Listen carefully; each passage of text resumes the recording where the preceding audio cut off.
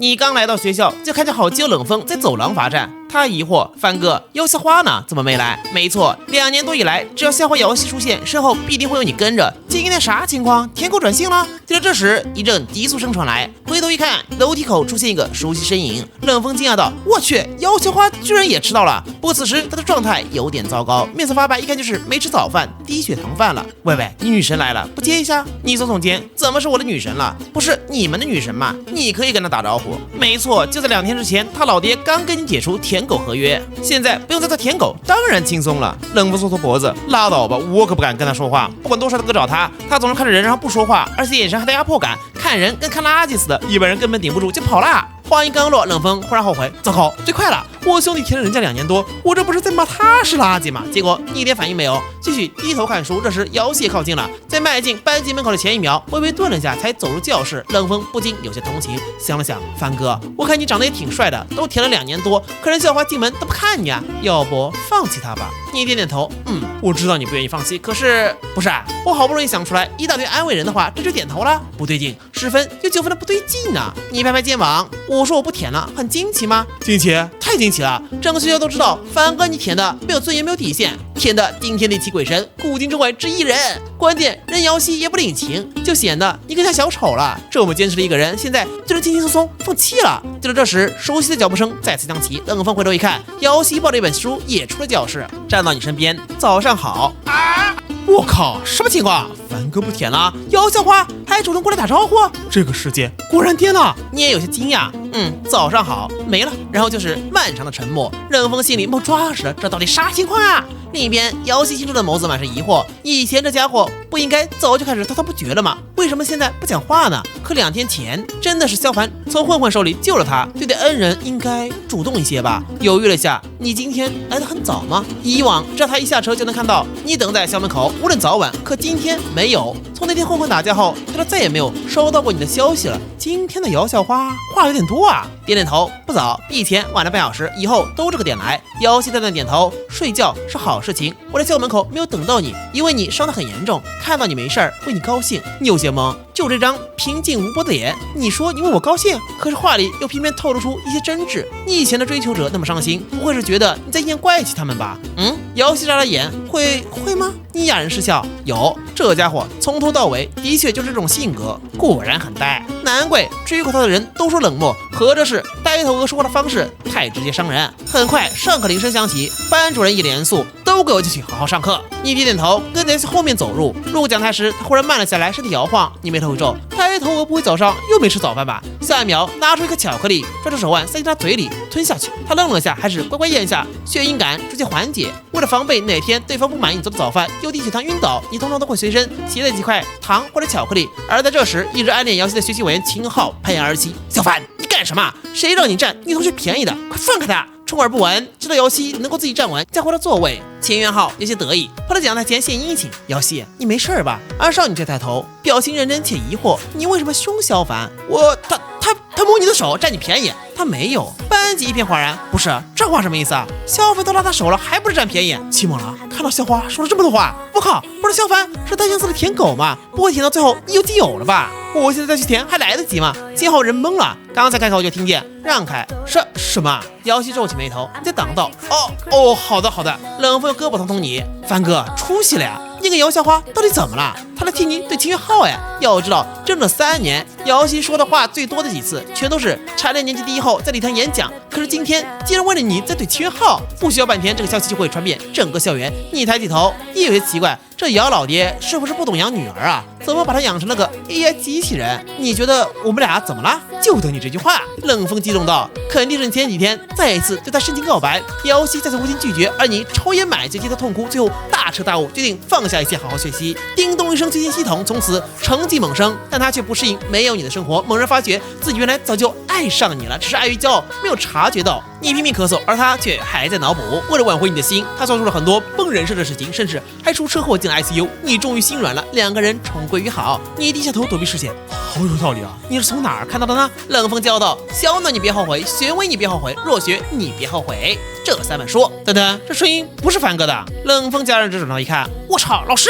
语文老师微微一笑，既然这么爱聊天，那你们两个就去门口站着吧。逸轩的心终于死了。画面一转，教室外，一个冷风又在门口站岗。不久后，楼梯口传来一阵脚步声。这时，一个张扬的声音响起：“哟，你来守门呢？”不抬头就知道是谁，学校里的千金大小姐龙笑笑。从高一开始，关于她跟瑶汐谁才是校花的争论就从未停止。有人喜欢龙笑笑那种小辣椒劲儿的感觉，有人喜欢瑶汐这种清冷寡言的高岭之花。1个月后，校花之名成功落到了瑶汐身上，原因居然是有人仗着学长身份想对龙笑笑动手动脚，结果却被结实了胳膊。从那后，他就成了学校一霸，美色固然迷人，但也得有命想啊！在他出现的时候，冷风就一直盯着地面。哎，这地砖可真像个地砖啊！你倒是无所谓，与他对视。龙笑笑扬起下巴，看见这个天天跟在瑶汐身后的舔狗就来气哟。舔狗今天不欢迎未落，你看了眼他新落的头发，这个发色很适合你，很显白。瞬间，龙大小姐懵了，大段嘲讽搁在喉咙里。我听到了什么？作为瑶汐重视舔狗的萧凡，居然在夸我的头发颜色好看，这是什么？他是真的吗？这个颜色真的很好看吗？一大堆问题冒了出来。哼，还有你说。邓走后，你笑了笑，还挺傲娇。只可惜21世纪了，傲娇早就你版本了。而在这时，你忽然感觉背后一热，转头看去，冷风满脸崇拜。凡哥，你是真的牛啊！瑶汐和龙笑笑居然都被你克制住了，教我。另一边，得知今早发生的事情，龙笑笑满脸不敢置信。什么？瑶汐在帮萧凡出头？有意思。像这种自视甚高的 AI 机器人，也会有感情吗？原来他也吃舔狗这一套啊！那他的眼光可真是有够差劲的。不过嘛，既然现在你对萧凡好像有点不一般，那么我就要给你找点不痛快的喽。今天中午，他看到你出门的背影，眉头紧皱。不对，以前上课的时候，他总能感觉到从你那传来的视线，可今天1秒都没有，心里莫名有点空落落的。思考片刻，他救了我，按照礼仪，我应该出于感谢，请他吃一顿便饭。合理说服了自己后，于是同样起身朝教室外走去。冷风下巴都快惊掉了，这俩人不会好了吧？无数本虐恋小说在脑海里闪过，难道是去偷偷约会？难道凡哥告白没有失败？难道是瑶汐家里不同意？毕竟他爹之前可是豪掷千金捐给学校一栋楼，搞不好还有什么联姻，那他们就是虐恋了呀！目光逐渐坚定，凡哥，你放心，作为好兄弟，我一定会拼命守护你们两个的爱情。半个小时后，你从2手奢侈品店走出，没错，刚刚出门是为了把女客户们送的礼物给卖了，却在不远处的树荫下见到了瑶汐。我不知道姚大校花还有跟踪人的爱好。瑶汐轻轻歪头，萧凡，你很讨厌我吗？你叹口气走到身边，你知道吗？基因真的很不公平，明明是随机的序列编码，却让有的人长得十恶不赦，让有的人长得善良温柔。瑶汐眨眨眼，你说话很绕。尿牙，我的意思是，你不要再说这种话了。你看着我的眼神。他往周围一看，发现好多人视线落在2人身上，每一道看向你的眼神都传递出2个字：渣男。看看这个蓝发小妞，白月光似的干净气质，再看看这个小灰毛玩世不恭的样子，不就是黄毛拐骗骚扰学生吗？就在这时，一位阿姨从你们面前路过，啪嗒，手机掉了在地，你捡起，赶紧追上去。瑶汐跟了上来，哎，阿姨，手机掉了。她一摸口袋，哎呀，真的是我的手机，激动握住你们的手，打开相机拍摄。哎呀，家人们，这对年轻的金男靓女把我的手机捡到还给我了，非常感谢，非常感谢，必须曝光一下一对小情侣做的好人好事儿啊！阿姨，你这视频拍来干嘛？当然是发到网上啊！阿姨账号上好多亲朋好友，让他们都夸夸你们这对小情侣。这3个字砸下来，瑶汐僵在原地，脸颊爆红。能不发吗？已经发出去了。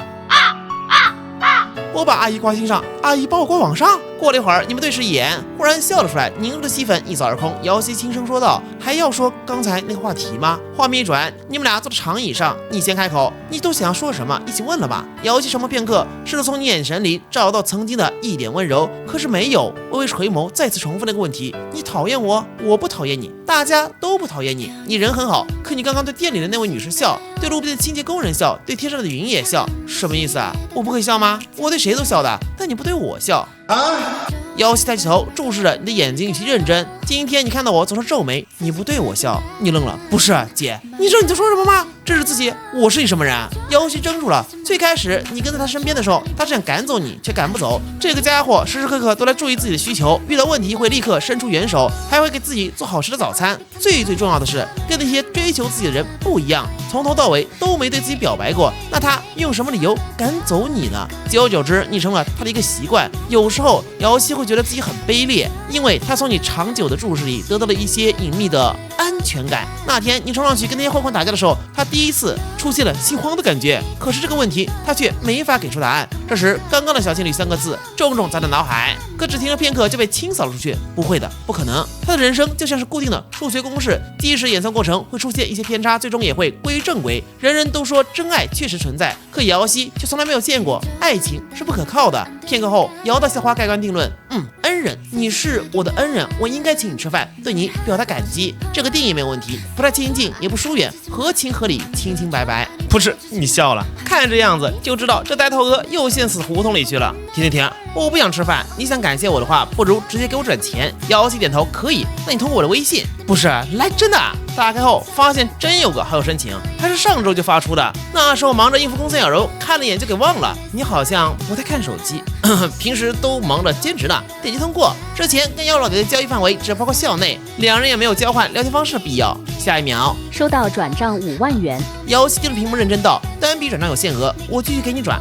别，这个够了，真的够了，别给我转了，再转我心里有负担。那天就算不是你，是任何一个女孩，我都会去帮忙的，不必太在意。那可不，姚老爹都付完钱了，没有再额外收费的道理。坏了，这呆头鹅不懂感情，可能是产生了一点自己都没有察觉到的情愫。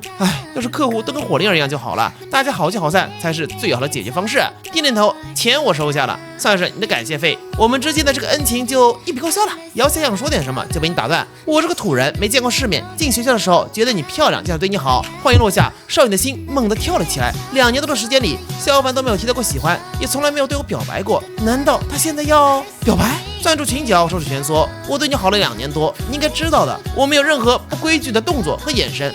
我对你好是我单方面的行为，你不有任何的负担。讨厌我也完全可以，就连你吃我做的早饭也会给我钱，所以你并不欠我任何东西。可少女的目光却渐渐茫然。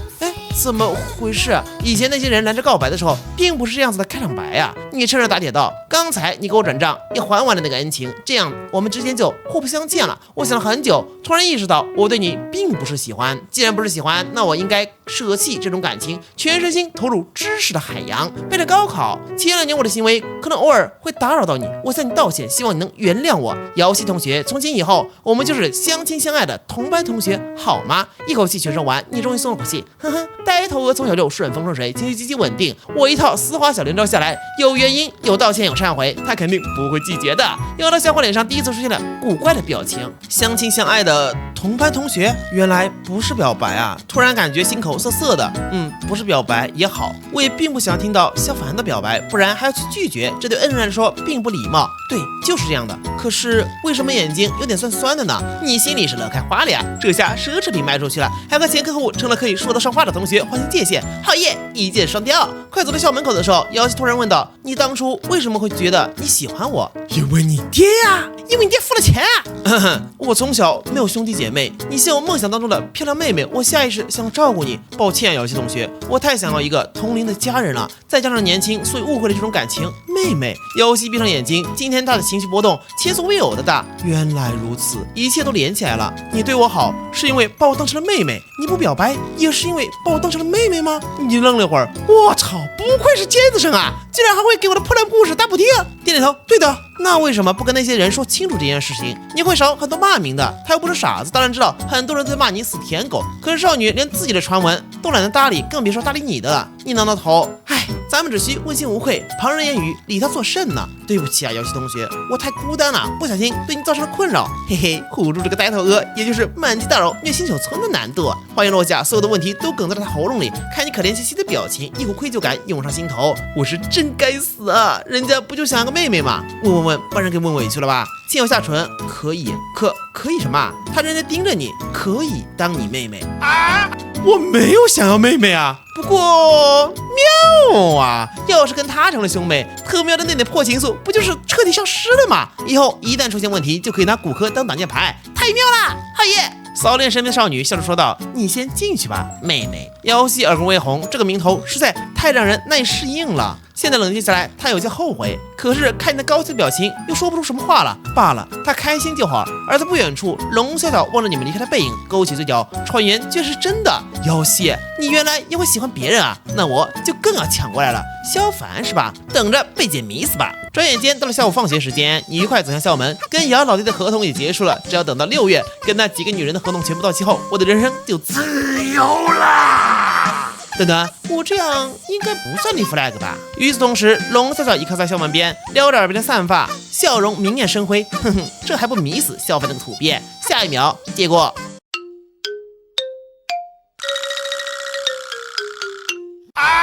看都不看我一眼，好气！可下一秒看你钻进卫生间，突然又不气了。人总有3急嘛，谁也不想在美女面前化身喷射战士吧？可以理解。撩了撩头发，走进卫生间，在门口等着。姚希，你跟萧凡的关系好，那我偏要把他抢过来。他并不觉得这个土鳖死舔狗能抵御自己的魅力。5分钟后，一个穿着西装、戴着半框眼镜的男子离开了卫生间。龙翠的看脸背影，肩宽腿长，个高腰细，长挺帅啊。换了个姿势继续等，可过去半小时。龙翠别起眉头，再过去1个小时，2个小时后，龙笑笑彻底疯狂！拨通后勤电话，老师，有人晕倒在男厕所里啦！另一边，你走向停在马路边的白色埃尔法，没错，这辆车是你的另一个客户玄威派来的。一上车，司机林叔眼中闪个不屑，哼，出来卖的还真装上了。你带难道一会儿在蛋糕房要停一下？他们出了新品糖葫芦，楠楠说上次要吃，林叔踩油门飞速掠过。夫人说了，不要让楠楠吃外面的食物，又脏又不安全。你呵呵一笑，好，那我一会跟楠楠复述一下，他会理解你的。嘎的一声，刹车踩下，林叔的空后视镜看到的是你轻佻的脸，掉头回去，他牙齿都快咬碎了。回到蛋糕房，接下来你重新上车之后，还额外放了一副糖葫芦到副驾驶，干嘛？呵呵一笑，你不是还有个女儿吗？一会儿下班了，可以把这个带给她，很好吃的。林叔不说话了，开车好一会儿后，你又开口，林叔，我们都是一样的，你出卖开车技巧赚钱，我出卖情绪赚钱，他是好贱，这怎么能一样？你自嘲一笑，我从小父母双亡，穷的在垃圾桶捡吃的，谁给我学好的机会呢？话音刚落，林叔瞪到双眼，你是孤儿，瞬间愧疚感蔓延，他整个人都不好了，我是真该死啊！呵呵，拿捏，对不起啊，我以前对你太凶了，我道歉，你别伤心。你低头一边翻册子，语气委屈，没关系的，我没有爸爸，看到你的时候总是想着，要是我爸爸跟你一样就好了，所以之前才会这么啰嗦。哎，我也跟你道歉，我好像烦到你了，林叔。彻底疯狂！我是真该死啊！让他不知道的是，你只是在看手册上的工作内容。下一个客户的信息：玄威，女，31岁，职业未知，离异带娃，温婉柔和，天赋异禀。没错，今天正是去玄阿姨家做她老公的时间。